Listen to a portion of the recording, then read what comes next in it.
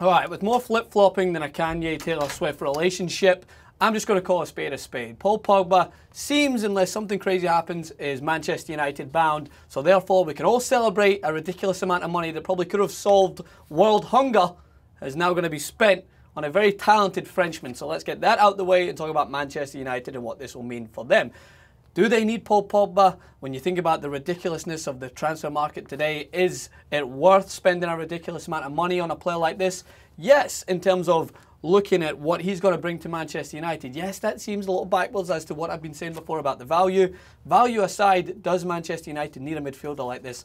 Absolutely. When you look at the statistics from last season, never have I once said that Manchester United couldn't use Paul Pogba. I just think that amount of money could have been distributed elsewhere. But either way, when you look at the comparisons to last season's statistics, Morgan Schneiderlin, 1 goal. Michael Carrick, no goals, no assists. Ander Herrera, 3 goals, 2 assists. Schweinsteiger, 1 goal. Fellaini, 1 goal.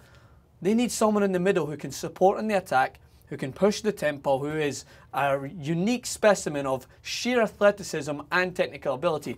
Paul Pogba ticks all those boxes. Last season, 8 goals, 12 assists. Now that being said, yes, he fills that void. But I wanted to pose the question and answer it just a little bit on my own. But ask the Manchester United fans, and I know there is a bunch of you guys on our channel, so thank you so much for continuing to watch and share your thoughts. Are you worried that with Mkhitaryan, Zlatan, and Paul Pogba coming into this team, and yes, you've got Baye coming in at the back, a youngster in there, are Manchester United going to be top heavy unless some signings are made to shore up the back line? So let's look at the case study, which in front of me, whenever I open up my Jose Mourinho case study, it always is Inter Milan. Yes, he's had success at Porto, Real Madrid, Chelsea, but I look at that Inter Milan team, man. They had no purpose beating that Barcelona team that year or the Bayern Munich team that was assembled that year, but they did. And they done it so comfortably because their system worked. Basically, they had a game plan set out that team executed better than most teams I've seen day in, day out. So when I look at that case study, I look at his back line. Experience in abundance. Walter Samuel back there. They had Lucio back there. They had Shivu. They had just an abundance. Zanetti.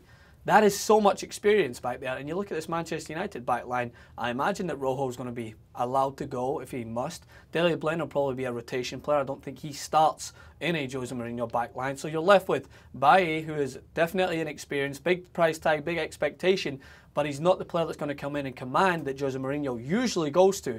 Chris Smalling, good season last year, again, lacks the experience. Can he be the figure to lead that defence? Yes, he can.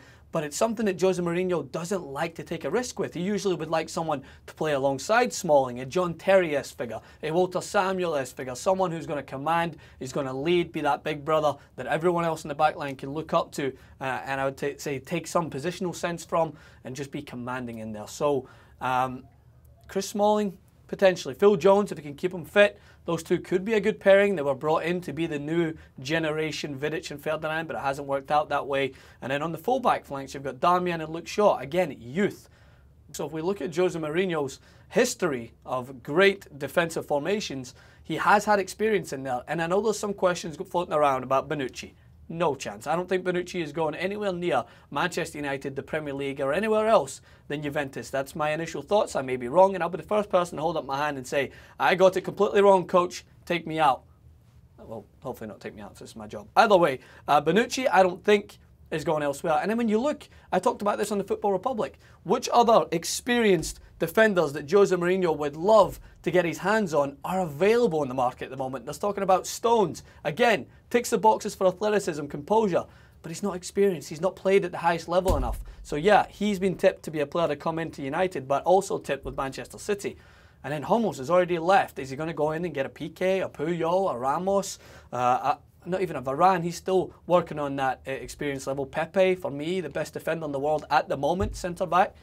There's not enough players on the market in there to reassure me that Manchester United's team next season will be as dominant as these big-name attacking signings would lead you to believe. Because I've admitted that I like Manchester United. I like to see them do well, but I'm also a realist. You guys know this, and I'm not going to be clouded by big-name signings. I was the first to come out and say that Zlatan's all well and good, but if you were to give me a Higuain, I would have bit your arm, shoulder, all the way up to your neck off for a Higuain rather than a Zlatan. Pogba's a good signing, yes. Would I have rather had that money spent on a Sal Niguez and a Mario Götze and an N'Golo Kante? Maybe. But that's just me dreaming big. Pogba's a good signing, Mkhitaryan's a good signing, Zlatan is a good value for money signing with what he's going to do for the club.